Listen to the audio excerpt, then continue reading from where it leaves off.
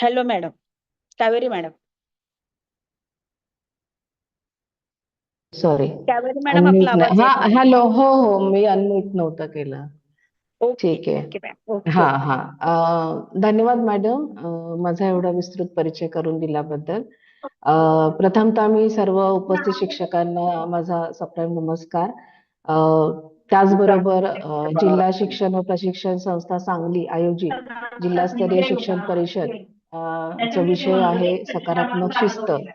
याविषयी आपणाबरोबर संवाद साधण्याची संधी सर्वांनी दिल्याबद्दल आपले मी माईक जिल्हा म्यूट शिक्षण करायचे प्लीज. सर्वांनी आपले माईक बंद करा. हा मॅडम. याविषयी आपणाबरोबर संवाद साधण्याची संधी दिल्याबद्दल मी जिल्हा शिक्षण व प्रशिक्षण संस्था सांगली चे प्राचार्य डॉक्टर विकास सलगर सर आणि शिक्षक परिषद विभाग प्रमुख अधिव्याख्याता रेणुका जाधव मॅडम, त्याचबरोबर माझ्याशी संपर्क साधणाऱ्या अधिव्याख्याता सुरेखा खोत मॅडम यांना मी धन्यवाद देते आणि आपल्या बरोबर संवाद साधायला सुरुवात करते. माझी पीपीटी दिसतीये का सर्वांना? हो मॅडम, दिसतो. हो, दिसते. Okay okay okay. तर नमस्कार परत एकदा.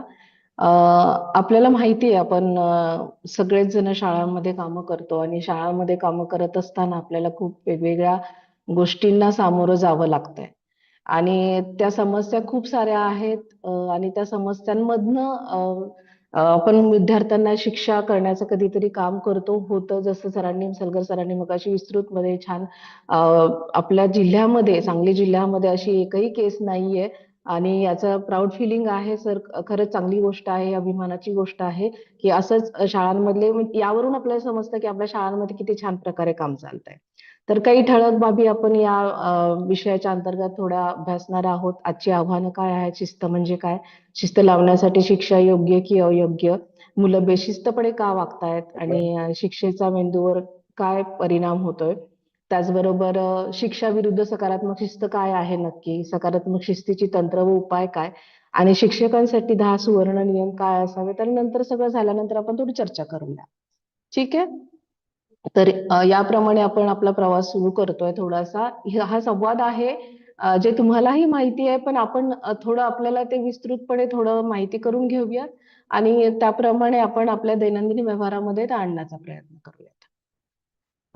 इथे आपल्याला स्लाइड दिसत आहेत ज्याच्यामध्ये आपल्याला दिसतंय की एक काळ होता जो काळ आपण अनुभवला की तेव्हा असं म्हटलं जायचं की छडी लागे छमछम विद्या येई घमघम. जेव्हा आम्हाला छडी दिली जायची तेव्हाच आम्हाला काहीतरी छान जमतंय असं वाटायचं आणि तेव्हाच आम्हाला शाळेत गेल्याचा तो अनुभव यायचा एक. पण या ठिकाणी आपण बघतोय की आजची परिस्थिती काय, काळ बदलतोय आणि हळूहळू ज्याप्रमाणे काळ बदलत आहे तो गॅपही तेवढा मोठा आहे की मुलांची आजची स्थिती काय आहे, आजचं वातावरण काय आहे आणि मुलांवरती कोणकोणत्या गोष्टींचा प्रभाव पडतोय आणि त्यामध्ये सगळ्यात महत्वाचं साधन आहे आपल्या हातात, जे रोज प्रत्येकाच्या पालकांच्याही हातात आहे, शिक्षकांच्याही हातात आहे आणि प्रत्येकाच्याच हातात आहे, ते म्हणजे मोबाईल.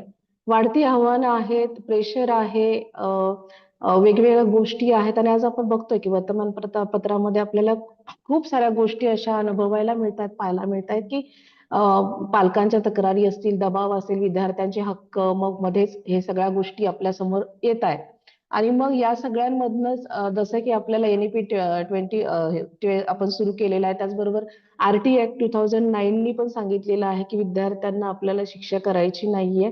त्यांचं जे काय आहे ती सेंट्रिक लर्निंग, सेंट्रलाइज लर्निंग झालं पाहिजे, स्टुडंट सेंट्रिक लर्निंग आहे आपलं, विद्यार्थी केंद्रित शिक्षण आपल्याला द्यायचं आहे आणि त्याचबरोबर विद्यार्थ्यांचा सोशल आणि इमोशनल जो ग्रोथ आहे, त्यांची भावनिक आणि सामाजिक जी वाढ आहे ती आपल्याला जास्तीत जास्त करायची आहे.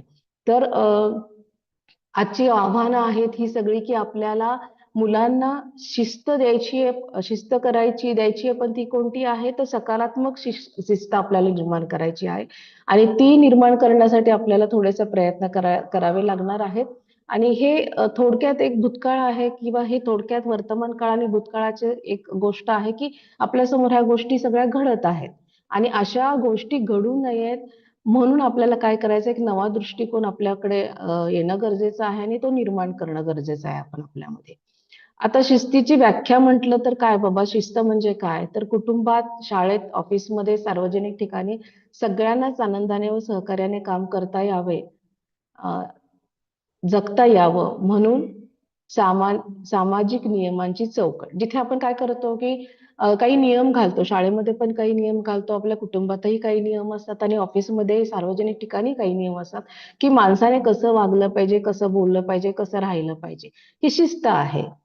आणि ती शिस्त आपल्याला जर एक ऑर्गनायझेशन चांगलं चालवायचं असेल, आपली शाळा चांगली चालवायची असेल, एक कुटुंब चांगलं चालवायचं असेल, तर आपल्याला काही नियमांची सामायिक नियमांची चौकट आपल्याला घालावी लागते, की जे नियम सगळ्यांना लागू पडतात. मग कुटुंब असेल तर पालकापासून ते पाल्यापर्यंत, शाळा असेल तर मुख्य मॅनेजमेंट पासून ते विद्यार्थ्यापर्यंत, आणि ऑफिस असेल तर हेड पासून ते खाली पिऊन पर्यंत. म्हणजे प्रत्येकच ठिकाणी आपल्याला एक सामायिक शिस्तीची चौकट घालावी लागते, की जिथे जिथे त्या शिस्तीला पकडून आपण एक चांगलं कार्य करू शकतो, सहकार्याने काम करू शकतो आणि एक लाईव्हलीनेस त्या आपल्या सगळ्या कामांमध्ये असला पाहिजे. कसं आहे, कोणतंही काम करण्यासाठी जर आपल्याला आनंदच नाही मिळाला त्या कामामधून, तर कदाचित आपल्याला त्या कामाचं बर्डन वाटू शकतं आणि मग आपण ते काम टाळण्याचा प्रयत्न करतो. तर अशा प्रकारची हे आपल्याला शिस्तीबद्दल थोडंसं बोलता येईल.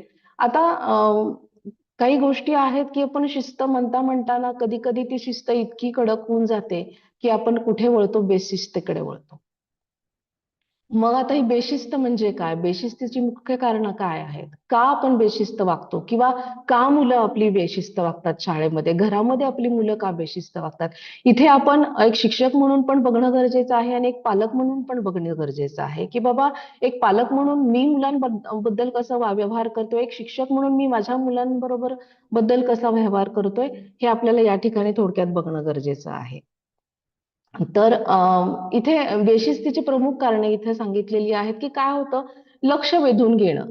मुलांचं काय असतं, की बाबा माझ्याकडे शिक्षकांचं लक्ष नाहीये, माझ्याकडे माझ्या मित्र-मैत्रिणींचं लक्ष नाहीये, माझ्याकडे घरातल्यांचं लक्ष नाहीये, म्हणून ते काय करतात, की आपलं लक्ष वेधून घेण्याचं काम करतात. सत्ता माझ्या हाती हवी आहे, की मला मला कोणावरती तरी बॉसिंग करता आलं पाहिजे. मला कोणाकडून तरी काम करून घेता आलं पाहिजे. मला जी सत्ता कुठल्या ना कुठल्या विभागाची सत्ता माझ्याकडे आली पाहिजे. हे सगळ्यांच बाबतीत चालतं. तर मग ती सत्ता हातात येण्यासाठी मग मी वेगळं वर्तन करते काहीतरी. मी काहीतरी वेगळं मग खूप मुलांमध्ये मारामारी होते. तर मला जर बॉस व्हायचं असेल, तर मी कदाचित इतरांपेक्षा जास्त काहीतरी करेन, की जेणेकरून सगळे मला घाबरतील. म्हणजे ही सत्ता मला मिळवायची आहे, की मी बॉस आहे. त्रास देणं, इतरांना त्रास देणं, अभ्यास न करून देणं, मस्ती करणं, खोड्या काढणं एकमेकांच्या. तर हे सगळ्या गोष्टी मला हे जमणारच नाही. शिक्षकांनी काही कामं सांगितली, तर नाही मला हे जमणार नाही, मला हे येतच नाही, मला हे जमतच नाही, करणारच नाही. तर या सगळ्या गोष्टी का? तर कधी-कधी शिस्त आपली जास्त होते आणि मग ही जास्त झालेली शिस्त कुठेतरी मला त्याच्यातनं बाहेर पडायचं आहे, म्हणून मुलं काय करतात? बेशिस्तीचं वर्तन करत राहतात. मग याच्यातून अजून गोष्टी आपल्या समोर येतात. बंडखोरी निर्माण होते, की तुम्ही हे मला करायला लावू शकत नाही. मी माझ्या मनाचंच करणार आहे. तुम्ही हे मला सांगायचं नाही. आपण घरात बघतो आणि बाहेर शाळेतही बघतो, की नाही मॅडम मला हे जमणार नाहीये काम. मला हे करतच येत नाही. मला हे करायलाच लावायचं नाही. मुलं बंडखोर होतात.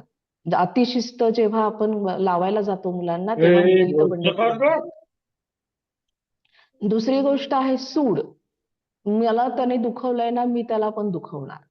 इथे त्यांनी मला त्रास दिलाय ना, मी त्याला पण त्रास देणार. ही भावना निर्माण होते मुलांच्या मनांमध्ये, की एकमेकांबद्दल सूड घेणं, की नाही मला तुम्ही त्रास दिला ना, तर मी तुम्हाला त्रास देणार. आपण सगळ्याच क्षेत्रांमध्ये ही गोष्ट बघतो, की एखाद्याने आपल्याला त्रास दिला, तर आपल्या मनात पटकन येऊन जातं, की नाही, नाही, नाही, मी पण तुम्हाला त्रास देणार कारण तुम्ही मला त्रास दिलेला आहे. सूडाची भावना मनामध्ये निर्माण होते. माघार घेणं. इथे पुढच्या वेळी मी पकडला जाणार नाही ही भावना म्हणजे लपून-छपून कामं करायची. जिथे काय होतं आत्मविश्वास कमी असतो. एखादं काम आपल्याला जेव्हा सांगितलं जातं, मग ते शाळेत सांगू दे, टीचरनी सांगू दे, घरात आईनी सांगू दे, वडिलांनी सांगू दे. जर आपल्याला जमत नसेल, तर आपण काय करतो ते कुठेतरी लपून-छपून न करण्याचा प्रयत्न करतो किंवा माघार घेतो. पुढच्या वेळी पकडला जाणार नाही आपण किंवा खोटं बोलणं, की मग बाबा हां, हे खोटं आपलं पचलंय. तर मग आपण पुढच्या वेळी असंच काहीतरी खोटं बोलूयात. मग आपण पकडले नाही जाऊ. ही ही जी मुलांमध्ये जी माघार घेण्याची भावना, म्हणजे एखादं काम करायचं असेल तर त्यावेळी ते पटकन पुढाकार घेत नाहीत त्या गोष्टीसाठी, तर ते काय होतात, माघार घेतात. मग हे सगळं केव्हा होतंय, की जेव्हा आपण मुलांना जास्त शिस्त लावायला जातो, जास्त अरडाओरडा करतो, त्यांना बांधून ठेवण्याचा प्रयत्न करतो आणि त्यांच्या विचारांची मोकळीकता त्यांना देत नाही. ह्या सगळ्या गोष्टी जेव्हा आपण करायला जातो, तेव्हा कदाचितच ही बेशिस्त मुलांमध्ये निर्माण होते आणि ही बेशिस्त आपल्या मुलांच्या भविष्यासाठी खूप घातक आहे. मग माझ्या शाळेमध्ये येणारी जी काही मुलं आहेत, माझ्या वर्गामध्ये बसणारी जी काही मुलं आहेत, प्रत्येकच मुलगा बेशिस्त असतो असं नाही. पण काही ठराविक मुलं असतात, की ज्यांना घरामध्ये जास्त शिस्त आहे आणि मग ते बाहेर आहे, शाळेमध्ये आले, परत शाळेतही त्यांना शिस्त तेवढीच लागतीये. मग कुठेतरी त्यांच्या मनामध्ये बंडखोरी निर्माण होते. कुठेतरी त्यांच्या मनामध्ये सूड घेण्याची, रिव्हेंज घेण्याची भावना निर्माण होते. कुठेतरी नाही, आता मला हे करायचंच नाहीये. मला गरजच नाहीये कुठल्या गोष्टींची. मी अशीच कामं करणार, की जिथे मला लोकं पकडणार नाहीत. मी असंच खोटं बोलत राहणार. म्हणजे इतक्या गोष्टी इथे होत जातात, की मुलं हळू बेशिस्त व्हायला लागतात. आणि त्या बेशिस्तीमधून मुलांच्या मनामध्ये या वेगवेगळ्या भावना निर्माण होतात आणि ज्या त्यांच्या भविष्यासाठी घातक आहेत, त्यांच्या सर्व्हायव्हलसाठी सुद्धा घातक आहेत. आणि मग आपण बघतो, की वेगवेगळी उदाहरणं आपल्या समोर येतायत. जरी आपल्या इकडे झाली नसतील तरी बाबा महाराष्ट्राच्या वेगवेगळ्या कानाकोपऱ्यात आहेत. दिल्लीसारख्या ठिकाणी आहेत, की जिथे मुलं आपल्याकडे मागच्या महिन्यात काही केसेस झालेल्या आहेत, की मुलांनी सुसाईड अटेम्प्ट केलेला आहे शाळांमधूनच. तर ही खूप वाईट गोष्ट आहे, की कुठेतरी काहीतरी चुकतंय नक्कीच. असं नाही की सगळंच बरोबर आहे. कुठेतरी काही बिनसतंय, कुठेतरी काहीतरी त्याच्यावरती एक चाप लागला पाहिजे किंवा कुठेतरी आपण त्याच्याकडे लक्ष दिलं पाहिजे. या सगळ्याच्या दृष्टिकोनातनं हे शासनाने एक छान पाऊल उचललेलं आहे. त्याबद्दल शासनाचं खरं कौतुक करायला पाहिजे. तर ती एक गोष्ट आहे. त्याच्यानंतर आपण पुढे जाऊयात. मुलं योग्य वर्तन का करतात बरं? काय गरज आहे त्यांना योग्य वर्तन करायची? तर प्रत्येक चूक आपण म्हणतो, की प्रत्येक चुकीच्या म्हणजे प्रत्येक गोष्टीमागे एक कारण असतं. बरोबर आहे. तसंच मग प्रत्येक चुकीच्या वर्तनामागे सुद्धा एक गरज असते. काही गरज आहे, की म्हणजे मला काहीतरी हवंय आणि ते मला मिळत नाहीये आणि म्हणून मी चुकीचं वागते. मला काहीतरी हवंय ते मला दिलं जात नाहीये म्हणून माझं चुकीचं वर्तन होतंय. तर इथे मुलांच्याही त्या वर्तनामागे एक गरज आहे त्यांची, की बाबा ते का चुकीचं वागतायत?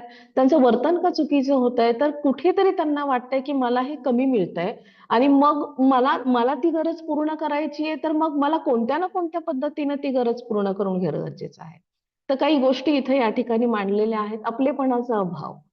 जेव्हा एक ग्रुप असतो, मी इतरांपेक्षा वेगळा आहे, मला ते सामावून घेत नाहीत. शाळेमध्ये मला सगळ्या मुलांबरोबर मला एकत्र घेत नाहीत ते किंवा कुठेतरी माझ्या शिक्षकाकडनंच हे असं होतंय, की मला मला ते विचारत नाहीत. माझ्याशी ते जास्त बोलत नाहीत. ही आपलेपणाची भावना, मी या गटात आहे असं त्या मुलांना वाटतच नाही. ही भावना मुलांच्या मनामध्ये कुठेतरी याच्या मागचं एक कारण असू शकतं.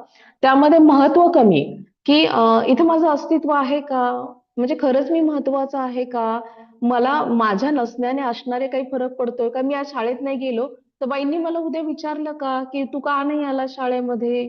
मग जर मी महत्त्वाचा होतो, तर बाईंनी मला विचारायला पाहिजे होतं, की "तू शाळेत का नाही आला?" म्हणजे इथे माझं अस्तित्व, माझं महत्त्व आहे की नाही कोणाला, ते ते ते सुद्धा इथं मुलांना अ, अ, वाटणं गरजेचं आहे, की तू महत्त्वाचा आहेस. तू शाळेसाठीही महत्त्वाचा आहेस आणि तू घरासाठी, आई-वडिलांसाठी, सगळ्यांसाठीच महत्त्वाचा आहेस. ही भावना मुलाच्या मनामध्ये निर्माण होणं गरजेचं आहे. आणि ती नसेल तर तो नक्कीच अयोग्य वर्तन करेल. लक्ष वेधण्याची गरज. आता इथे काय करायचं आहे, की बाबा माझ्याकडे कोणी लक्षच देत नाहीये. मग मी अशा काहीतरी कृती करेन, की जेणेकरून सगळे माझे शिक्षक असतील, मित्र असतील, ते काय करतील माझ्याकडे लक्ष वेधतील. मग मी एकतर चांगलं वर्तन करेल किंवा वाईट वर्तन करेल. पण काहीतरी वर्तन करेन, पण जर वाईट वर्तन केलं तर मी चुकीच्या मार्गाकडे जाणार.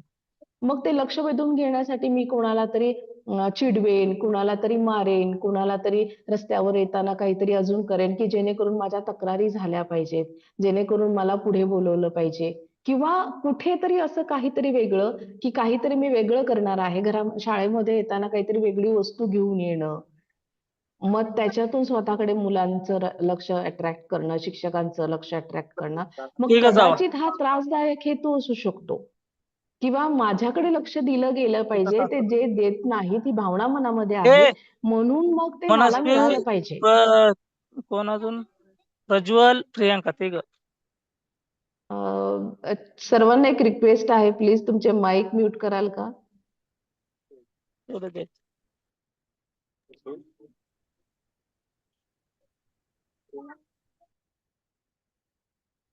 हॅलो, आवाज येतोय माझा? हॅलो. येतोय madam. Okay okay okay okay sir. यानंतर पुढचं आहे प्रतिशोध, की जेव्हा दुखावलेल्या भावना असतात आपल्या, की त्या प्रतिकार करायला जातात, की राग येणं, चिडचिड करणं, मग वर्गामध्ये सततच इतरांवरती रागवणं, किंवा मला खूप राग आलेला आहे म्हणून मी एका ठिकाणी बसून राहणं, कोणाशी काहीच न बोलणं. म्हणजे ह्या जे काही भावना मनामध्ये निर्माण होत आहेत, त्याचा तो एक काय म्हणतो आपण, उद्वेग आपण म्हणतो, तर त्या अँगरच्या स्वरूपामध्ये ते आपल्याला दिसतं. अयोग्य अभिव्यक्ती म्हणू शकतो आपण. भावना व्यक्त करण्याची संधीच मिळत नाही. प्रत्येक वेळी आपण मुलांना म्हणतो, ए गप्प बसा रे, बोलू नका, तुला काय करायचंय, तुला याच्याशी काही संबंध आहे का, आणि तुम्ही हे अजिबात असं वागायचं नाही, तुम्ही हे करायचं नाही. म्हणजे मी काहीतरी प्रश्न विचारते टीचरना, मी काहीतरी प्रश्न सांगायचा प्रयत्न करतोय, आणि त्यावेळी प्रत्येक वेळी मला काय जातंय, मला थांबवलं जातंय, मला बोलण्याची संधी मिळत नाहीये, माझ्या भावना व्यक्त करण्याची संधी मिळत नाहीये. आणि अशा वेळी काय होतंय, की ती संधी न मिळाल्यामुळे माझ्या मनामध्ये राग निर्माण होतोय. मग ती संधी कशाही स्वरूपामध्ये मला जेव्हा घ्यावी लागते किंवा ती मिळवावी लागते, तेव्हा नक्कीच मी चुकीच्या मार्गाचा या ठिकाणी वापर करणार आहे. आणि मग माझं वर्तन एक विद्यार्थी म्हणून माझं वर्तन अयोग्य होणार आहे. आणि या सगळ्या गोष्टींमधून मुलं काय करतात, की हळूहळू अयोग्य वर्तन करायला सुरुवात करतात. मग आता इथे जेव्हा आपल्याला हे सगळं कळतंय, आपल्याला जेव्हा हे सगळं माहिती आहे, तेव्हा मग आपल्याला हे समजून घेणं गरजेचं आहे, की मुलाच्या चुकीच्या वर्तनाच्या मागे जर एवढ्या सगळ्या गोष्टी आहेत, तर नक्कीच मुलांना दंड करून किंवा मुलांना रागावून ही गरज संपणार नाहीये त्यांची. तर आपल्याला त्यांना काय केलं पाहिजे, समजून घेतलं पाहिजे. आणि जर आपण त्यांना समजून घेतलं, तर नक्कीच त्यांच्या वर्तनामध्ये बदल होणार आहे, आणि जो पॉझिटिव्ह असेल. आता त्याच्यानंतर आपण बघूया पुढे, की नक्की अजून काय काय होत आहे. तर वर्तणुकीमागे दडलेला अर्थ काय आहे, की बाबा मुले वाईट का वागतात. ठीक आहे, वाईट वागतात, बरोबर आहे, काहीतरी चुकतंय मग वाईट वागतायत.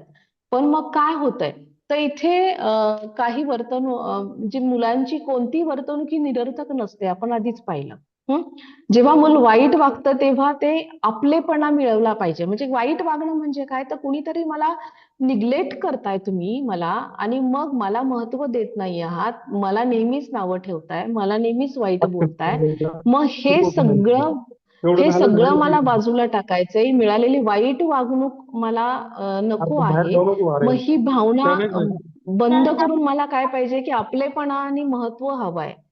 मग हे महत्व जेव्हा आपण चुकीच्या मार्गाने अवलंबतो ना, किंवा त्याच्यासाठी चुकीचा मार्ग विद्यार्थी अवलंबायला सुरुवात करतात. मग इथे जेव्हा आता इथे एक दिसतंय आपल्याला, की कोणतंही वर्तणूक जेव्हा केलं जातं, त्याच्या मागची भावना किती खोलवर आहे बघा. वर्तन आपल्याला थोडंसंच दिसतंय, पण त्याच्या मागे एवढं मोठं गोष्ट दडलेली आहे, की त्या गोष्टीमुळे मुलांचं वर्तन तसं होत आहे. मग कदाचित आपल्याला मूल खूप काही सांगण्याचा प्रयत्न करतंय, पण ते आपण त्याचं लक्ष वेधून घेण्याचा प्रयत्न करतं आपल्याकडे, आपल्याला स्वतःला अधिक सक्षम अनुभव देण्याचा प्रयत्न करताय. ते दुखावलेलं आहे का आपल्याला बघणं गरजेचं आहे. तर ही सगळी कारणं आपण हॅलो. वरवरच्या गोष्टींवरती लक्ष न देता त्याच्या मुळापर्यंत जाणं आपल्याला गरजेचं आहे, की मुलाचं वर्तन वाईट का होतंय किंवा मुलं वाईट का वागतायत. तर त्यांच्या वर्तणुकी मागचं कारण आपल्याला समजून घेणं गरजेचं आहे, की वर्गात येणारा एखादा विद्यार्थी उगीच चिडचिड करतोय, उगीच दुसऱ्यांशी भांडतोय, उगीच दुसऱ्यांना मारतोय. अर्थात तो कदाचित हुशार आहे, पण काहीतरी चुकीचं वर्तन करतोय, मग त्याच्या त्या वर्तनामागची कारणं आपल्याला एक शिक्षक म्हणून समजून घेणं खूप गरजेचं आहे, की बाबा त्याच्या त्या वर्तणुकीमागची काय कारणं आहेत आणि त्याला त्याच्यावरती न रागवता, की तू भांडतोयस बाबा, तू भांडतोय म्हणून मी अजून रागवणं. तर कदाचित ते निगेटिव्ह त्याची वर्तन करण्याची प्रवृत्ती असेल ती वाढेल. ती आपल्याला कमी करायची. तर त्याला ते प्रेमाने समजावून सांगणं गरजेचं आहे आपल्याला. सकारात्मकरित्या त्या गोष्टींकडे बघणं गरजेचं आहे आपल्याला आणि मग त्याच्या वर्तणुकीच्या मागचं कारण आपल्याला शोधणं गरजेचं आहे. मग जर मुलं अशा प्रकारे रिॲक्ट होत आहेत, तर त्याच्या मागेही काहीतरी कारण असलं पाहिजे. आता प्रत्येकच गोष्ट फक्त बोलून होत नाही. म्हणजे प्रत्येक गोष्टीला एक तात्विक आधार लागतो, एक वैज्ञानिक आधार लागतो आणि तो आधार आहे की डॉक्टर पॉल मॅकलिन यांची थेरी आहे, एक थेरी ऑफ डाउन शिफ्टिंग. की त्या सिद्धांतामध्ये त्यांनी असं सांगितलेलं आहे की शिक्षेचा मेंदूवर कसा परिणाम होतो. आपण मुलांना शिक्षा करतो, बरोबर आहे. पण त्याचा परिणाम त्यांच्या मेंदूवरती कशा प्रकारे होतो हे त्यांनी त्यांच्या सिद्धांतामध्ये मांडलेलं आहे. तर जेव्हा आपण मुलांना खूप रागवतो, तेव्हा त्यांची विचार करण्याची क्षमता, क्रिटिकल अनालिसिसची क्षमता, ती क्षमता काय होते? कमी होते. आणि मुलं त्याचं शिफ्टिंग कुठे होतं माहितीये का? भावनिक बचावाकडे. की जिथे मुलं विचार करण्याची प्रक्रिया त्यांची थांबते, शिकण्याची प्रक्रिया थांबते आणि ते सॉरी इमोशन्सकडे वळतात. डाउन शिफ्टिंग होत आहे त्यांच्या त्या गोष्टीचं. परिणामी काय होतंय की शिकण्याची प्रक्रिया ही काय होत असते? थांबत असते. अशा वेळी रक्तपुरवठ्याचं काम काय काय होतं? मेंदूकडनं जो विचार प्रक्रियेच्या बौद्धिक कार्याच्या कडे जो मेंदूचा रक्तपुरवठा चाललेला होता तो कुठे होतो? इमोशनल कार्याकडे होतो. आणि मग त्या सगळ्यांमधनं काय होतं की नक्कीच आपली शिकण्याची प्रक्रिया ही थोडीशी कमी होते. थोडक्यात एक छोटंसं उदाहरण सांगेन. रात्री मी माझ्या भाचीला अभ्यास करायला घेऊन बसली होती आणि ती हुशार आहे, सगळं आहे, पण अभ्यास करायचा नव्हता, लक्ष देत नव्हती म्हणून मी तिला रागवले. मी म्हटलं चला छोटासा प्रयोग करून बघूया. डॉक्टर पॉल मॅकलिन ची जी थेरी आहे ती थोडक्यात आपण बघूया की कार्य करते का. तर मी तिला रागवले, खूप रागवले. ती रडली सुद्धा त्याच्यामध्ये आणि तसं झाल्यानंतर मी तिला परत सॉरी बोलले आणि तिला म्हटलं, की "पहिलं आपण करूयात पटकन हा अभ्यास थोडासाच आहे आपला." माहितीये ना? तर मग जेव्हा मी तिला सॉरी बोलले आणि तिला प्रेमाने समजावून सांगितलं, तेव्हा तिने त्या पुढची ती 5 जी कॅरी ओव्हरची एक्झाम्पल्स होती, ती पुढच्या 3 मिनिटांमध्ये सोडवून टाकली. म्हणजे इथे मला खरंच त्या गोष्टीचा प्रत्यय मिळाला, की शास्त्रीय आधार हे प्रत्येक गोष्टीला असतातच आणि तिचं जे शिफ्टिंग झालं होतं, मला ती म्हणाली, की "तू मला एवढी का रागवतीयेस?" म्हणजे तिचं ती गणितं चुकत होती आणि जेव्हा मी तिला रागवत होते, तेव्हा तिची गणितं चुकत होती. साधी बेरीज तिला जमत नव्हतं, साधं वजाबाकी तिला करता येत नव्हतं. तर तेव्हा ती चुकत होती आणि जेव्हा मी तिला म्हटलं, की "नाही सॉरी बच्चा, नाही आता आपण चांगलंच एक सेटलमेंट केलं, समजावून सांगितलं आणि तेव्हा तिने त्याच्यानंतर उदाहरणं ती सोडवली. तर म्हणजे हे असं होतंय याचं जिवंत उदाहरण मी रात्री अनुभवलं प्रयोगाच्या स्वरूपामध्ये. पण ते खरंच आहे, की जेव्हा मुलांना आपण रागवतोय, तेव्हा मुलांची विचार करण्याची आणि शिकण्याची क्षमता ही कमी होत आहे. तर आपण फक्त ही गोष्ट लक्षात ठेवायची आहे, की रागवायचंय आपल्याला, पण ते प्रेमाने रागवायचंय. सकारात्मक दृष्ट्या आपल्याला त्या गोष्टींकडे न्यायचंय. तेच शब्द बोलायचेत आपल्याला, फक्त वेगळ्या पद्धतीनं त्यांच्याशी बोलायचं आहे. आपल्याला त्यांच्याकडनं तेच काम करून घ्यायचंय. फक्त ते वेगळ्या पद्धतीनं बोलून त्यांच्याकडनं करून घ्यायचं आहे. म्हणजे आपण असं होणार नाही, की ही एक प्रोसेस आहे आणि ती प्रोसेस तेवढे लांबणीवर म्हणजे त्या प्रोसेसला तेवढा वेळ लागणार आहे. पण हे आहे, की आपण मुलांना जर रागवलं, तर मुलांची विचार करण्याची क्षमता ही कमी होऊन जाते.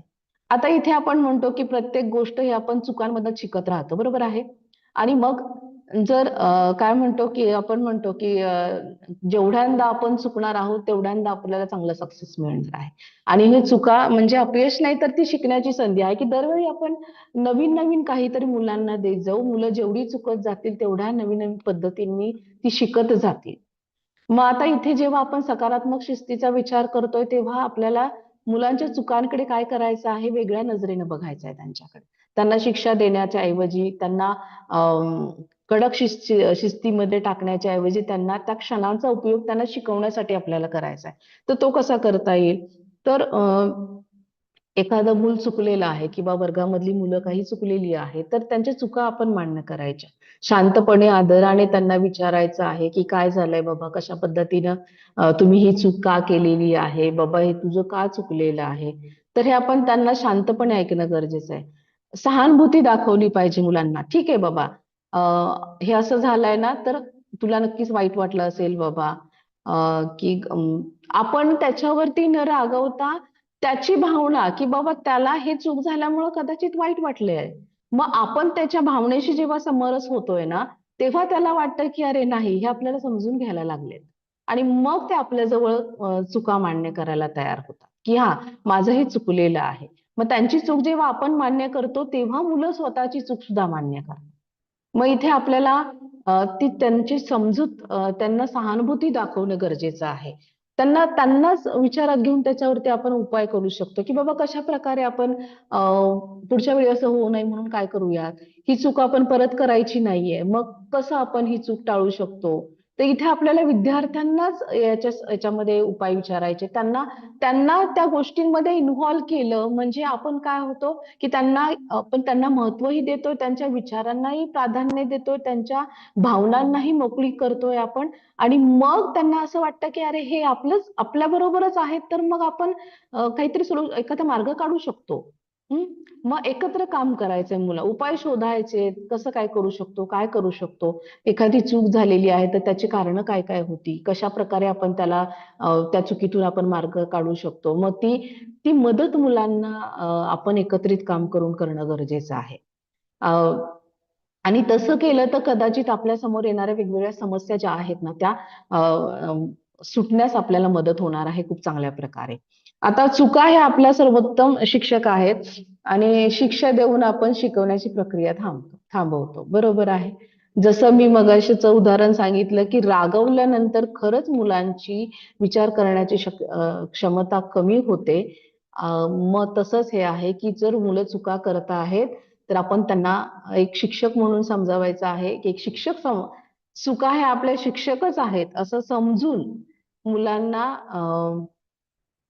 शिक्षण प्रक्रियेमध्ये त्यांना काय करायचं आहे, ओढून घ्यायचंय आपण, की शिक्षा न देताही आपलं शिक्षण होऊ शकतं. म्हणजे फक्त छडी मारल्यानंतरच विद्यार्थी शिकेल असं नाही, तर सकारात्मक शिस्तीमधून सुद्धा तो काहीतरी चांगलं घेऊ शकतो आणि तो चांगलं आपलं भविष्य घडवू शकतो. तर हे आपण स्वतः शिक्षक म्हणून आपल्या अंगी बाणवणं खूप गरजेचं आहे, की सकारात्मक शिस्त ही सुद्धा शिस्तीचाच एक भाग आहे आणि ती आम्ही वापरू शकतो.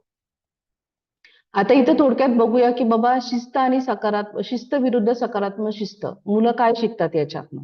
आता इथे वैशिष्ट्ये दिलेली आहेत आणि शिक्षा केल्यानंतर काय होतंय आणि सकारात्मक शिस्तीनंतर त्यांच्या मनामध्ये काय परिणाम होत आहेत. आता इथे शिक्षेचा मुख्य उद्देश काय होता? भूतकाळातील चुकांबद्दल त्रास देणं. म्हणजे तू हेच केलं होतं, तू असाच वागला होतास, तू तसाच वागला होतास, मागच्या वेळी तू अभ्यासच नव्हता केलास, मग मागच्या सेमिस्टरला तुला कमीच मार्क मिळालेले आहेत. त्यावेळी तू हे कामच केलं नव्हतंस. असं आपण काय करतो, भूतकाळातल्या चुकांबद्दल मुलांना काय करत राहतो, त्रास देत राहतो. किंवा होत असेल, नसेल होत. इथे होतं. घरात पॅरेंट्स कडनं पण होतं. अनाहूतपणे सगळ्यांकडनंच ती गोष्ट घडत असते. तर मग इथे जेव्हा पनिशमेंटचा विचार न करता आपण जेव्हा सकारात्मक शिस्तीचा विचार करतो, तेव्हा आपल्याला इथे काय करायचं आहे, की भविष्यात योग्य वागण्यासाठी कौशल्य द्यायची मुलांना. चुका झाल्या मान्य आहेत, त्या मान्य करायच्या, त्याच्यातून आपल्याला सुधारणा घ्यायची आहे, त्याच्यातून आपल्याला सुधारायचंय, मुलांच्या समवेत आपल्याला मार्ग काढायचे आहेत आणि मग त्यांचं भविष्य चांगलं होण्यासाठी आपल्याला त्यांना वेगवेगळी कौशल्य द्यायची आहे. इथे सकारात्मक शिस्त आपल्याला लावायची आहे, आपल्या स्वतःला आणि त्याचबरोबर विद्यार्थ्यांना सुद्धा.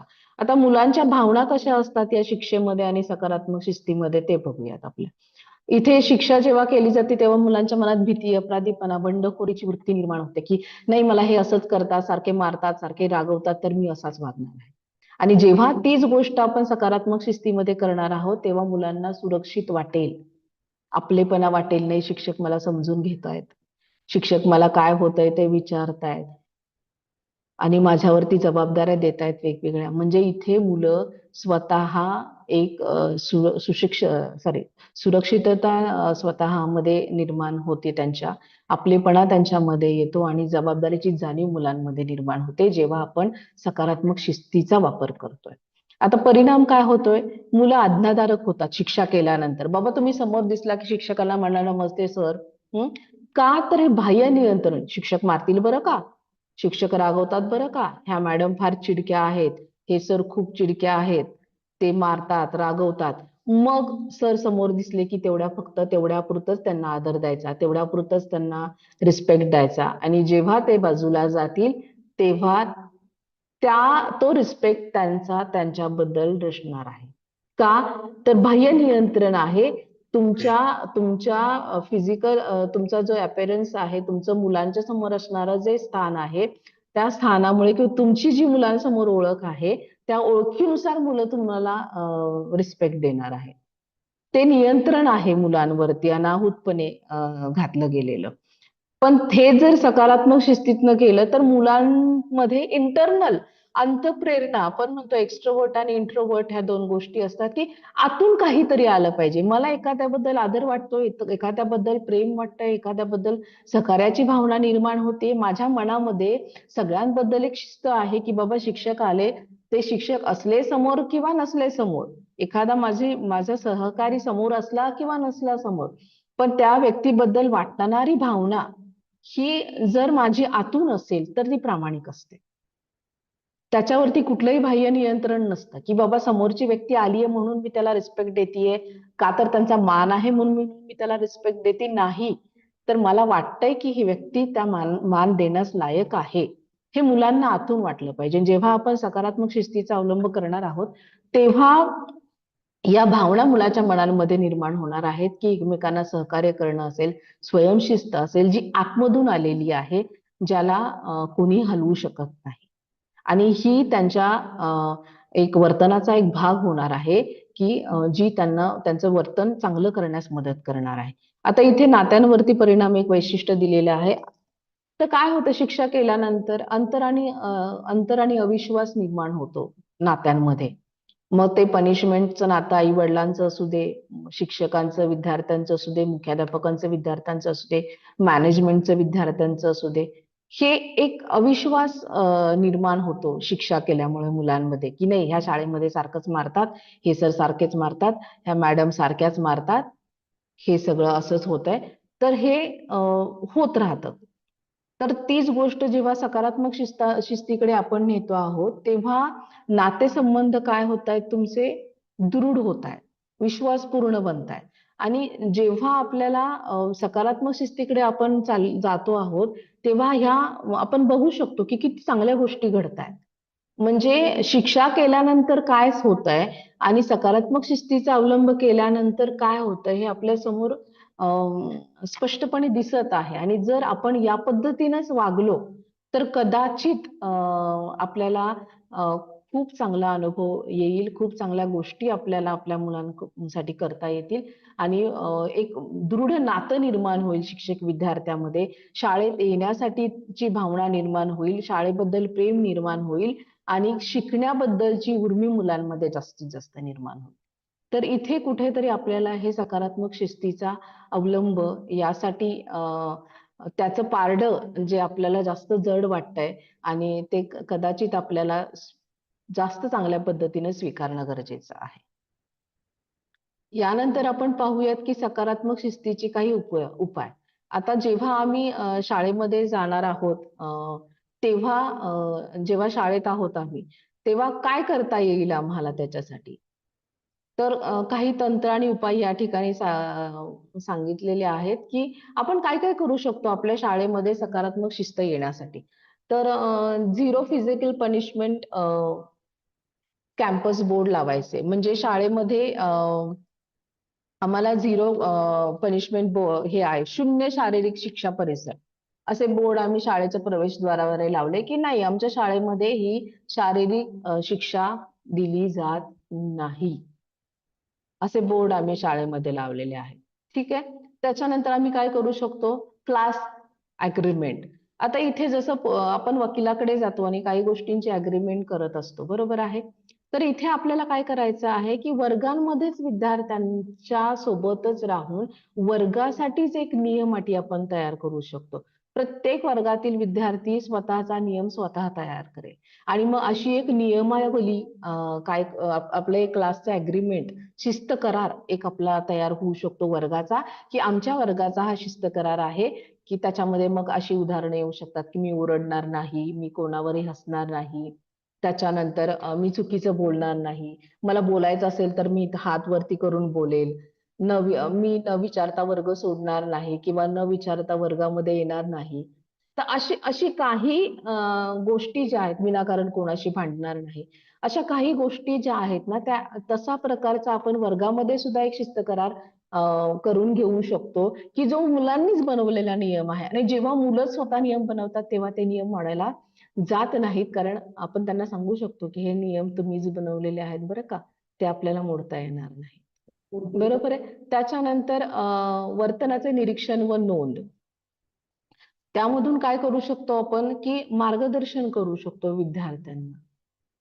विद्यार्थी कसे वर्तन करतायत, काय, मग त्यांना दंडात्मक कार्यवाही नाही करायची त्यांच्यात. काही वर्गामध्ये ना काही खोडकर मुलं असतात जी खूपच मस्ती करतात, कदाचित त्यांच्यामुळे वर्ग आपला डिस्टर्ब होत असतो. तर अशा मुलांचं निरीक्षण करणं, त्याच्या नोंदी ठेवणं आणि त्यांच्या वर्तनामागची कारणं आपल्याला काय शोधता येत आहेत, ती शोधून त्यांना मार्गदर्शन करणं, मार्गदर्शन स्वरूपामध्ये त्यांना आपल्याला सांगणं गरजेचं आहे, की हे असं नाही करायला पाहिजे म्हणून. त्याच्यानंतर आहे शांतता कोपरा, पीस कॉर्नर म्हणू शकतो आपण, की जिथे एक शाळेमध्ये आपल्या एक पीस कॉर्नर असणं गरजेचं आहे, की जिथे विद्यार्थी शांतपणे बसू शकतो, आपल्या भावना व्यक्त करू शकतो.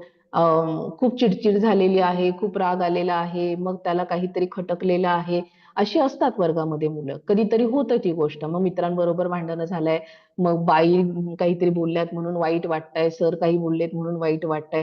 तर अशा वेळी अशा मुलांना त्यांचा राग व्यक्त करण्यासाठी किंवा त्यांना स्वतःला शांत होण्यासाठी आपल्या शाळेमध्ये एक छोटासा कोपरा असा आपण तयार करू शकतो, की जिथे शांतता कोपरा, त्या कोपऱ्याला नाव देऊ, तिथे मुलं जाऊन बसू शकतात आणि स्वतःचं राग जो आहे किंवा स्वतःला वाटणाऱ्या गोष्टी आहेत तिथे ते शांत करू शकतात.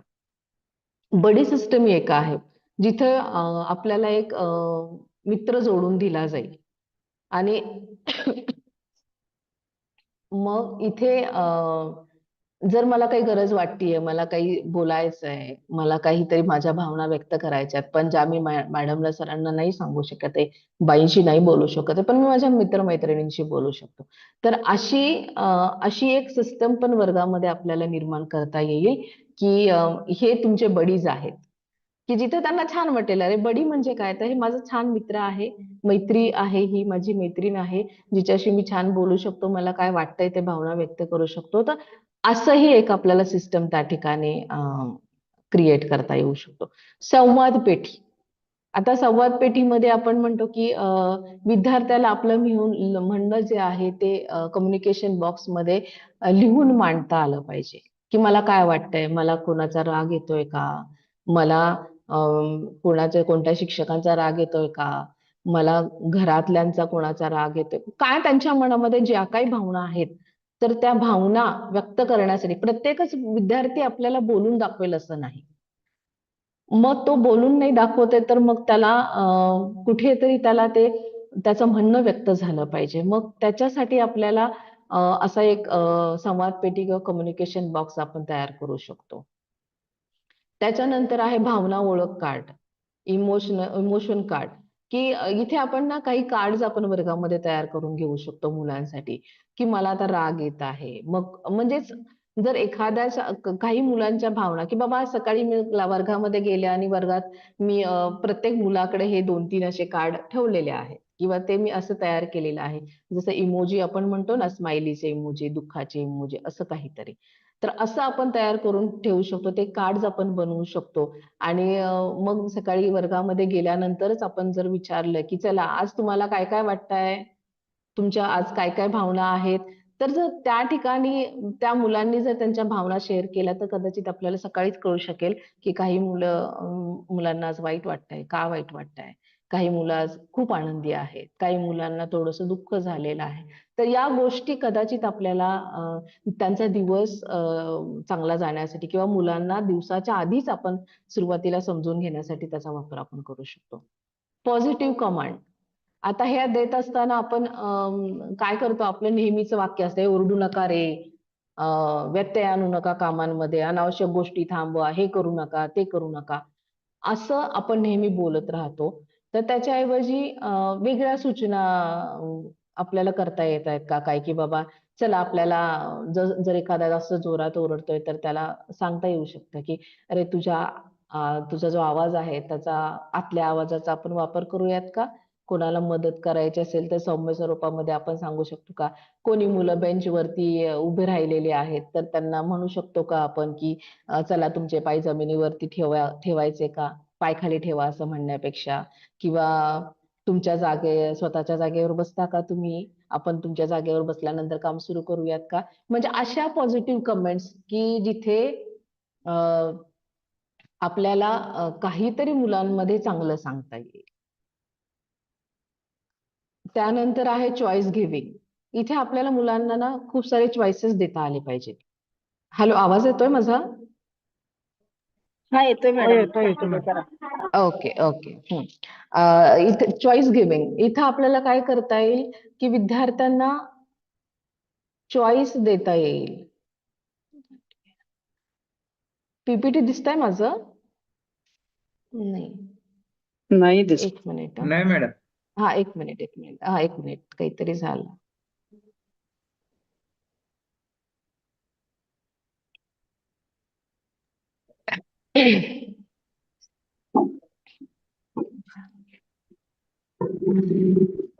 ओके.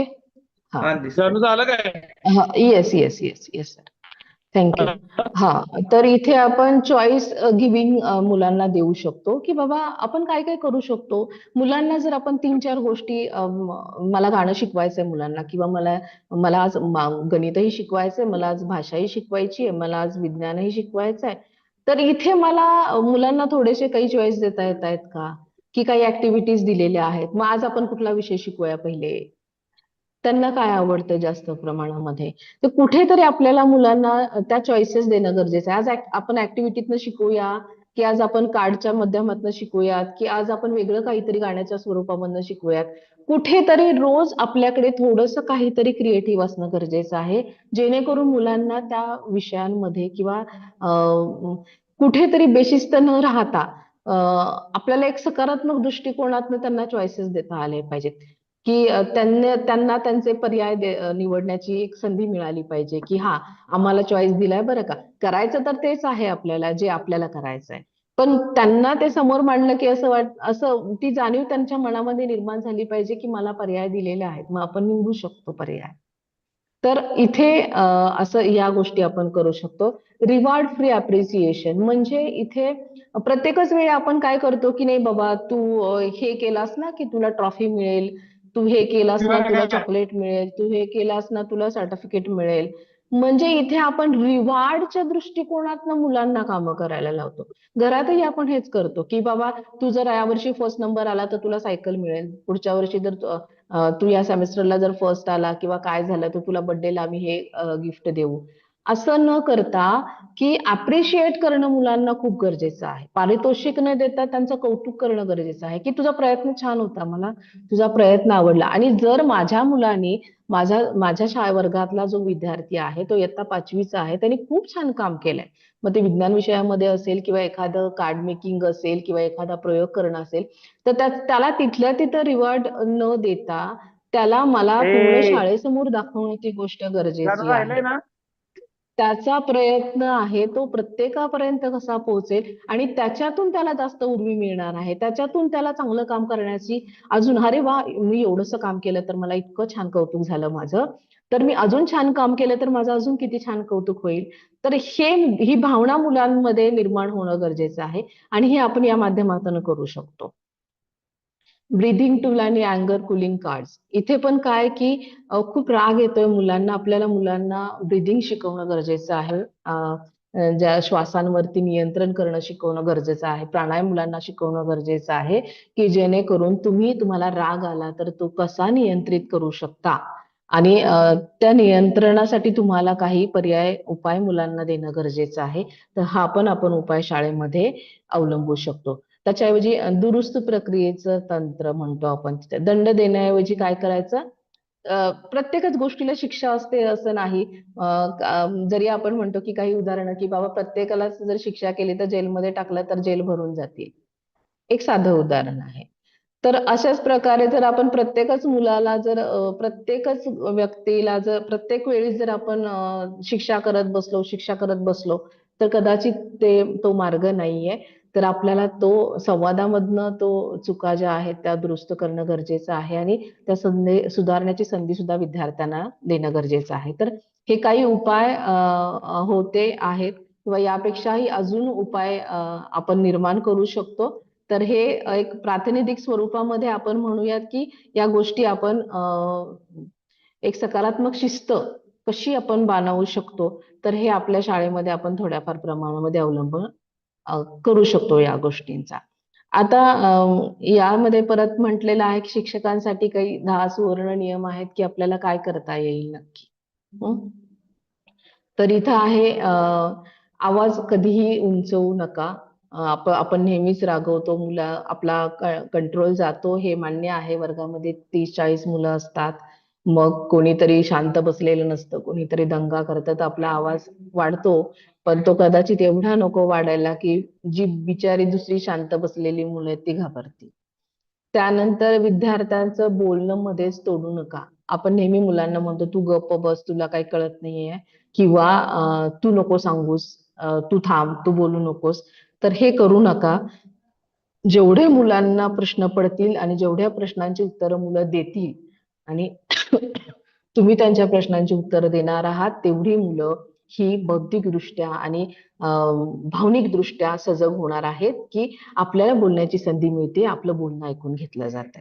आणि मग या सगळ्यातनं विचार प्रक्रिया त्यांच्या चांगल्या होणार आहेत आणि अजून चांगल्या पद्धतीने आपण कशी काय गोष्टी मांडू शकतो हे विचार विद्यार्थी या ठिकाणी करणार आहेत. विद्यार्थ्यांना नावं ठेवू नका. काय होतं, आपण नावं ठेवतो मुलांना, तू असाच आहे, हा तसाच आहे, तो तसाच आहे. म्हणजे अगदी खूप कोणीतरी पीपीटी सोबत काहीतरी करताय का? त्याच्यानंतर विद्यार्थ्यांना नावं ठेवू नका, जे आपल्याकडनं बऱ्याचदा होतं आणि ते होऊ नये अशी अपेक्षा आहे. वर्गात रागाचा झटका नको. म्हणजे बऱ्याचदा असं होतं की वड्याचं तेल वांग्यावर पण निघतं. तर ते तसं व्हायला नकोय. प्रत्येक गोष्टीमध्ये मनुष्य आहे, राग येतो आपल्याला. पण तो राग कदाचित आपल्याला वर्गाच्या बाहेरच सोडता आला तर आपण त्याचा विचार करूयात चांगला, की आपला जो राग आहे तो वर्गाच्या बाहेरच राहील आणि वर्गामध्ये मला आनंदाने जायचं आहे. कारण ही मुलं आहेत ती माझी तेवढ्याच आतुरतेनं वाट बघतील अशी जेव्हा आपल्या मनामध्ये भावना निर्माण होईल तेव्हा आपल्याला तो राग कदाचित आपण वर्गाबाहेरच ठेवून जाऊ. अपमानजनक वाक्य पूर्णतः निषेध करा, की हे आपल्याकडनं होतं की तुला कळत नाहीये, तू असाच वागतोस, तुझ्या घरातलेच असेच आहेत का, तुला हेच शिकवलंय का तुझ्या आई वडिलांनी, मग तुझ्यावर असे संस्कार झालेत का, अशा पद्धतीची वाक्य आपण वापरतो. तर ते बंद करूयात असं मला वाटतं किंवा ते बंद करायला पाहिजे. आणि जेव्हा जेव्हा कधी आपण मुलांना रागवणार आहोत तेव्हा फक्त एक गोष्ट लक्षात ठेवायची की ते सर्वांसमोर अजिबात रागवायचं नाहीये. काहीही असेल तर आपल्याला मुलांना वर्गाच्या बाहेर ऑफिसमध्ये बोलवून किंवा आपल्या कॅबिनमध्ये बोलवून मुलांना त्यांच्या झालेल्या चुकांबद्दल तिथे विचारणा करा. सगळ्या मुलांसमोर जर ती विचारणा केली तर त्यांना तो खूप मोठा अपमान वाटतो आणि त्याच्यातून त्यांच्या मनावरती वेगळे परिणाम होऊ शकतात. मुलांचं प्रथम ऐकणं गरजेचं आहे आणि नंतर मार्गदर्शन करा. तुम्हाला काय वाटतंय, कसं वाटतंय, काय आहे, त्यांच्या भावना काय आहेत, त्यांचे विचार काय आहेत, ते आधी आपण प्रथम ऐकणं गरजेचं आहे आणि त्याच्यानंतर आपण त्यांना मार्गदर्शन करणं गरजेचं आहे. स्पष्ट मर्यादा आणि स्पष्ट अपेक्षा ठेवा मुलांकडनं, की हे तुम्ही करायचं नाहीये. जसं आपण म्हटलं ना, की एक चौकट आखून द्या नियमांची. तर वर्गामध्ये नियमांची चौकट आखून दिली, की मुलांना आपोआप मर्यादा लागतात. कारण नियम त्यांनीच बनवलेले आहेत आणि आपल्या अपेक्षा स्पष्ट असणं गरजेचं आहे, की तुम्ही हे करू नका, तुम्ही हे कराल तर तुमचं चांगलं होईल. म्हणजे इथे मुलांना स्पष्टपणे कळलं पाहिजे, की शिक्षकांना कशा प्रकारच्या गोष्टी अपेक्षित आहेत. मग मुलं त्या प्रकारे वर्तन करणार नाही. मग शिक्षकाने सांगितलंय की नाही, शिक्षक आपले जर आपल्याला समजून घेतात, तर विद्यार्थी कदाचित शिक्षकांना नक्की समजून घेईल आणि मग त्या ज्या शिक्षकाने ठेवलेल्या अपेक्षा आहेत त्या पूर्ण करण्याचा ते आटोकाट प्रयत्न करतील. चुका झाल्यावर शिक्षा नाही तर मार्गदर्शन करा. चुका होणारच आहेत मुलांकडनं. ती मुलं आहेत. आज आपणही एवढे मोठे झालो तर आपणही चुकत असतो. तर ही छोटी मुलं आहेत, त्यांच्याकडनं चुका होणार आहेत आणि त्या चुका ज्या आहेत त्या झाल्यानंतर त्यांना शिक्षेच्या ऐवजी सकारात्मक शिक्षेमधून त्यांना काय करायचं, आपल्याला मार्गदर्शन करायचं आहे. भावनिक सुरक्षिततेला प्राधान्य देणं गरजेचं आहे, कारण हल्ली खूप सेन्सिटिव्ह गोष्टी घडत आहेत. आज आपण पेपर उघडला किंवा न्यूज वाचल्या तर बघतो की किती भावनिकदृष्ट्या किती गोष्टींवरती आघात होत आहे. मग इथे वय आणि काय वयाचं काही भान राहिलेलं नाहीये आणि इथे जेंडरचं पण काय भान राहिलेलं नाहीये. म्हणजे फक्त ती गोष्ट पुरुषांसोबतच होते किंवा मुलांसोबतच होते, मुलींसोबत होत नाही किंवा मुलींसोबतच होते, मुलांसोबत होत नाही, असं काही राहिलेलं नाहीये. तर त्या सगळ्या गोष्टींचा विचार करता भावनिक सुरक्षितता खूप महत्वाची आहे. जेवढा विद्यार्थी भावनिक सेटल असेल, स्टेबल असेल, तेवढाच तो इंटेलेक्च्युअली चांगला होणार आहे किंवा त्याच्या विचार प्रक्रियेमध्ये तो चांगला होणार आहे. आणि प्रत्येक मुलावरती समान प्रेम करा आणि आदर करणं गरजेचं आहे. की बाबा आपण असं म्हणतो ना, की काही मुलांचं म्हणणं असतं, की हे शिक्षकांचे फेव्हरेट आहेत. आम्ही नाहीये, आम्ही लाडके नाही आहोत. आपल्यासोबतही झालेलं आहे ही गोष्ट. आपण आजही म्हणतो, की आम्ही कॉलेजला होतो तेव्हा हे टीचर ह्याच टीचर त्या मुलांचेच फेव्हरेट होते. आमचे काही फेव्हरेट नव्हते किंवा आमचे ते प्रेम नाही करायचे आमच्यावरती, आमचा लाड नाही करायचे. तर हे आपण टाळूयात. ह्या छोट्या-छोट्या गोष्टी जर आपण लक्षात घेतल्या तर नक्कीच आपण सकारात्मक शिस्त विद्यार्थ्यांमध्ये चांगली बनवण्याचा प्रयत्न करू असं मला वाटतं. आता ही एक तपासणी सूची दिलेली आहे निरीक्षण थोडक्यामध्ये, की अ, एक आपण स्वतःही आपल्या शाळेचं निरीक्षण करू शकतो किंवा इतरांच्या शाळांमध्ये हे घडतंय का? घडत असेल तर आपल्या शाळेमध्ये काही कमी आहे का? किंवा आपण आपल्या शाळेमध्ये याबद्दल काहीतरी वेगळं करू शकतो का? तर अशा प्रकारे आपण एक तपासणी सूची सुद्धा आपण बनवू शकतो, की ज्याच्यामध्ये निरीक्षण करू शकतो गोष्टींचं, की विद्यार्थ्यांवर शाळेमध्ये आपल्या, की विद्यार्थ्यांवर शारीरिक शिक्षा होते का? शिक्षकांचा आवाज कसा आहे? पॉझिटिव्ह पोस्टर्स आहेत का बरं शाळांमध्ये? शाळांमध्ये पॉझिटिव्ह पोस्टर्स लावणं खूप गरजेचं आहे, की जिथे विद्यार्थ्यांना बघून आनंद वाटेल त्या गोष्टींमध्ये. पीस कॉर्नर आहे का आपल्या शाळेमध्ये? विद्यार्थी मुक्तपणे प्रश्न विचारू शकतात का? की खूपच जास्त हे आहे, की मुलांना बोलूनच दिलं जात नाही. तर मग या सगळ्या गोष्टी पाहणं, आपण तपासणी करणं गरजेचं आहे. नोंदी आपण काही गोष्टींच्या ठेवू शकतो, की शाळेमध्ये डिसिप्लिन रजिस्टर आहे का, पॉझिटिव्ह डिसिप्लिन रजिस्टर.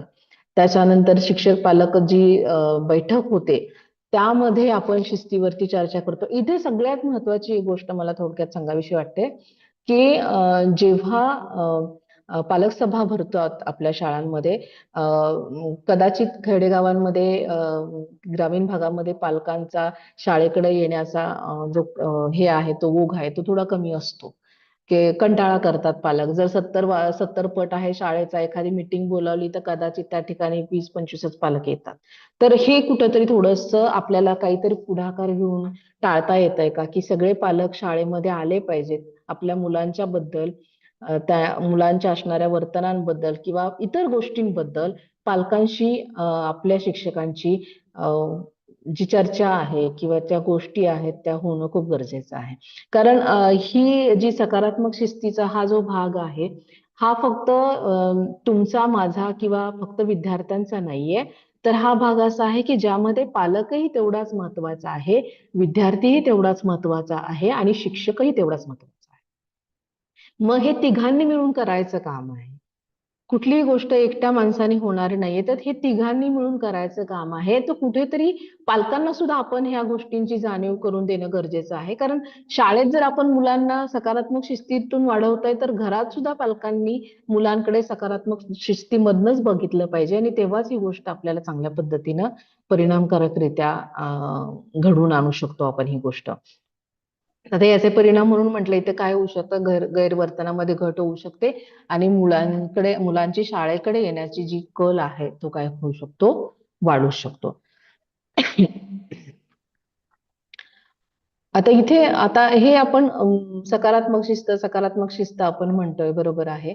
पण हे फक्त वर्तन नाहीये ऍक्च्युली. म्हणजे खरं बघायला गेलं तर हे वर्तन नाहीये, तर हे भविष्य आहे. एखादी गोष्ट जेव्हा आपल्या अंगी आपण चांगल्या पद्धतीने बाणवत जातो की नाही किंवा त्याचं वळण आपल्या अंगाला पडतं, तेव्हा कदाचित आपल्याला खूप सारी चांगली कौशल्य, मूल्य आपल्यामध्ये ती रुजत असतात आणि ही मूल्य कौशल्य आपल्या मुलांमध्ये खूप छान पद्धतीने रुजली जातील जर आपण सकारात्मक शिस्त अवलंबली तर. मुलं आत्मशिस्त बनतील, सेल्फ डिसिप्लिन बनतील, जबाबदार नागरिक बनतील, ते सहकार्य एकमेकांना करण्याची भावना त्यांच्यामध्ये निर्माण होईल आणि परस्परांबद्दल आदर, प्रेम, आत्मविश्वास या गोष्टी मुलांमध्ये निर्माण होऊ शकतात. समस्या निवारणाचं कौशल्य, विचार करण्याची जेव्हा मेंटली मुलं भावनिकदृष्ट्या जेव्हा ती स्टेबल होतील, तेव्हा ती कदाचित प्रॉब्लेम सॉल्व्हिंग कडे किंवा क्रिटिकल थिंकिंग कडे या सगळ्या गोष्टींकडे ती काय होतील, जास्त प्रमाणामध्ये विचार प्रक्रिया त्यांच्या चांगल्या होतील, बौद्धिक दृष्ट्या ती सुदृढ होतील आणि चांगला करू शकतील त्यांच्या ह्याच्यामध्ये शालेय शालेय शिक्षणामध्ये. सहानुभूती मुलांमध्ये निर्माण होऊ शकते. तर या सगळ्या गोष्टी आपण मुलांमध्ये घडवून आणू शकतो फक्त सकारात्मक शिस्त या गोष्टीचा जर सराव आपण केला तर नक्कीच आपण चांगल्या गोष्टी विद्यार्थ्यांपर्यंत पोहोचवू शकतो आणि त्याच्यातून शिक्षण हे आनंददायी बनवू शकतो. हा प्रवास आहे, शर्यत नाही. जो प्रवास आहे तो लगेच आपण म्हणतो की काही जादूची कांडी नाहीये की हे फिरवली आणि शिस्त निर्माण झाली आणि मग आपण लगेच त्या गोष्टीसाठी तयार झालो. तर हे सगळ्या गोष्ट वेळ, सराव आणि संयमानेच होणार आहे. कोणतीही गोष्ट नवीन जेव्हा आपण शिकतो, नवीन कौशल्य जेव्हा आपण शिकतो, तेव्हा आपल्याला वेळ द्यावा लागतो आणि तो वेळ आपल्याला देणं गरजेचं आहे. मुलांनाही तो वेळ देणं गरजेचं आहे आणि शिक्षक म्हणून आपल्याला स्वतःलाही तो वेळ देणं गरजेचं आहे. तर प्रत्येक संवाद हा मुलासोबत आपलं नातं तसं दृढ करणार आहे. मुलांना आपण संधी मिळवून देणं गरजेचं आहे. त्यांच्या चुकांमधून आपण त्यांना एक चांगलं काय म्हणतो भविष्यासाठी आपण त्यांना तयार करणं गरजेचं आहे असं मला वाटतं. यामध्ये आपण म्हणतो की आपल्या अंतिम ध्येय हे नियंत्रण नाही तर नातेसंबंध आहे.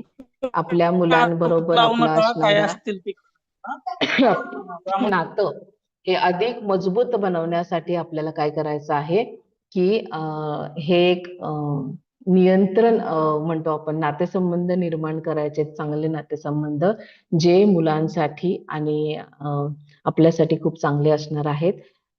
असं म्हणतो की मुलांना वाढवणं हा केवळ नियम शिकवणं नाही तर त्यांना पंख शोधायला मदत करायची आपल्याला आणि त्यांनी जे पंख शोधणार आहेत त्या पंखांना बळकटी द्यायचं काम आपण करायचं आहे.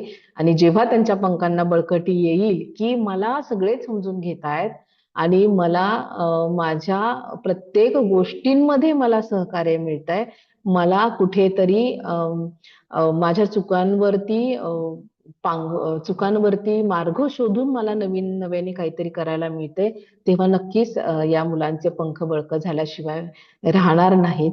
आणि ती मदत एक शिक्षक म्हणून आपण करणं गरजेचं आहे असं मला वाटतं या ठिकाणी. आणि या सगळ्यांचा अपेक्षित परिणाम आपण या ठिकाणी बघू शकतो की काय होऊ शकतं, की आनंदी आणि सुरक्षित शाळा जेव्हा घरी जाताना जसं आपल्याला आनंद होतो की नाही, कामावरनं घरी जाताना किंवा घरून कामावर येताना, वाईस वर्सा गोष्टी आहेत या, की मला जेव्हा मुलांना जेव्हा घरी जाताना जेवढा आनंद होतो की चला शाळा सुटली, तर तेवढाच आनंद मुलाला उद्या सकाळी शाळेत येण्यासाठी वाटला पाहिजे, की मला आता शाळेत जायचंय. आणि मला खूप छान वाटतं शाळेत. जसं मला घरी सुरक्षित वाटतं, तसं मला शाळेत सुरक्षित वाटतं. जसं मला घरी आनंदी वाटतं, तसं मला शाळेत आनंदी वाटतं. आणि हे जर सकारात्मक शिस्त आपण चांगल्या पद्धतीनं आपल्यामध्ये अवलंबली गेली, तर कदाचित हे सर्वांना शक्य आहे आणि याच्यातून खूप साऱ्या गोष्टी घडू शकतात. नातेसंबंध सुधारू शकतात, गैरवर्तन कमी होऊ शकतं, विद्यार्थ्यांना शाळेविषयी आवड निर्माण होऊ शकते. आणि रोज जे आपण वेगवेगळ्या न्यूज बघतोय, बातम्या बघतोय, त्यांची संख्या जी आहे ती वर्तमानपत्रातनं कमी करण्याची संधी आपल्याला कदाचित मिळू शकते. आणि त्याचं क्रेडिट जे आहे ते एक शिक्षक म्हणून आपण घेऊ शकतो, असं मला वाटतं. तर या ठिकाणी मी माझं जे काही 4 शब्द होते ते संपवत आहे. धन्यवाद. खूप खूप आभार तुम्हा सर्वांचे. धन्यवाद कावेरी मॅडम. अतिशय सुंदर, शांत, संयमी पद्धतीनं तुम्ही इतकं सुंदर लेक्चर घेतलं की आम्हालाही हेवा वाटला की कधी आम्हाला तुमच्यासारखं छान जमेल असं वाटलं. खूप छान. आम्हाला एक नवी दिशा मिळाली तुमच्या सांगण्यातून. आणि तुम्ही अशाच येत जा, आम्हाला मार्गदर्शन करत राहा. आमच्या वतीनं आम्ही तुमच्या कायम ऋणात राहू इच्छितो. खूप सुंदर मार्गदर्शन मॅडम. धन्यवाद. धन्यवाद. खूप धन्यवाद. यानंतर मी पुढील